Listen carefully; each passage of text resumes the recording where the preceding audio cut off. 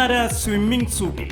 നയൻതാര നായികയാകുന്ന പുതിയ സിനിമയാണ് ആർ അജയ് ഗാനമുത്തു സംവിധാനം ചെയ്യുന്ന ഇമൈക്കാനൊടികൾ എന്ന തമിഴ് സിനിമ.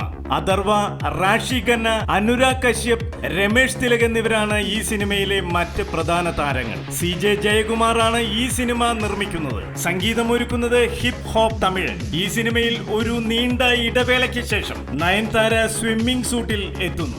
നയൻസ് വളരെ ഗ്ലാമറസ് ആയാണത്രേ അഭിനയിക്കുന്നത്. തല അജിത് നായകനായ ബില്ലായിൽ സ്വിമ്മിംഗ് സൂട്ടിൽ പ്രത്യക്ഷപ്പെട്ട നയൻതാര വളരെ ഗ്ലാമറസ് ആയി എല്ലാവരെയും അത്ഭുതപ്പെടുത്തി. പിന്നീട് ഇപ്പോൾ ഇമൈക്കാനൊടികളിലാണ് നയൻതാര വീണ്ടും ഗ്ലാമറസ് ആകുന്നത്.